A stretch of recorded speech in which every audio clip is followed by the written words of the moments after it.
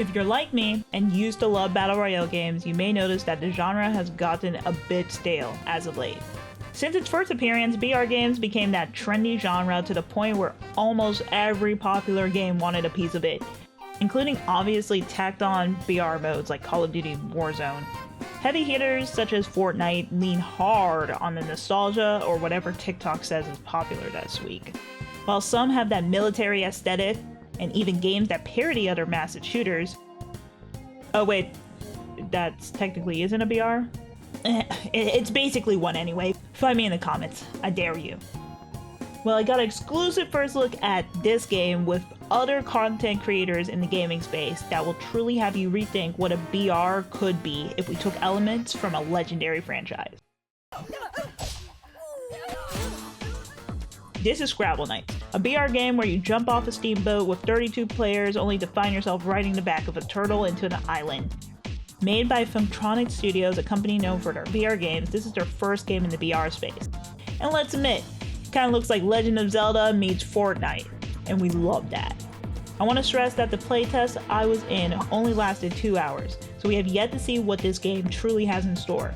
And you can play it right now, for free, for a limited time. So keep watching this video to find out how you can get in. The game features a claymation animation style that reminds me a little bit of the Legend of Zelda remix they made in the past few years. The game stresses heavily on having a controller for the best experience, and well, I believe them and never looked back. Support was good and definitely recommend it, but hey, you can be a warrior on a keyboard too. The combat was pretty seamless though. If you're using melee weapons, don't try to go against someone with a bow and arrow. You'll need to have a great shield, and I found that out the hard way. Towards the end of the playtest, I ended up finding out my favorite weapon was indeed the dual daggers. They had a lot of speed, though it did have a low damage output. It was pretty fun to play.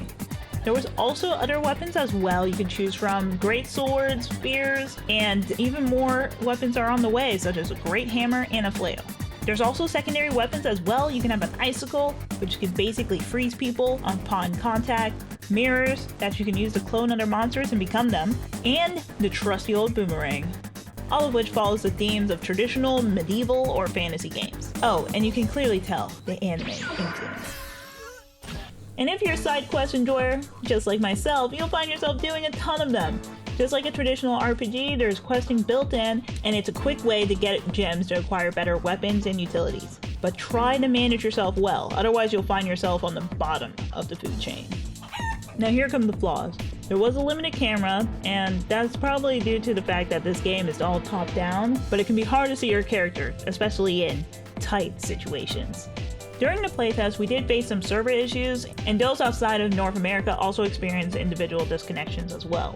The servers were indeed set in NA, and the devs affirmed that designated servers will be expected at launch, and you can switch between regions as well.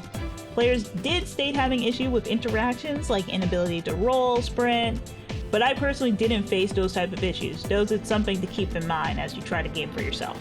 A public playtest will be live on January 9th, 2026 through January 11th on North America servers, and the full game is due to release sometime in 2026. There were a few unfinished buildings here and there, but my favorite concept has to be the homesteads, which the developers describe as a place that could essentially be your stand-in to your traditional lobby, where you can wait for your friends as you queue.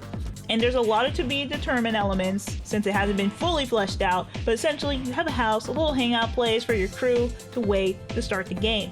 Perhaps they'll add some elements such as farming. You could already fish in the area, and I totally enjoyed that. But for now, we should wait for it to be fully fleshed out. Scramble Knights has potential. It has a unique art style, fresh gameplay mechanics, and elements that has the potential of becoming maybe even a bigger IP, perhaps even bigger than the king himself, and only time will tell.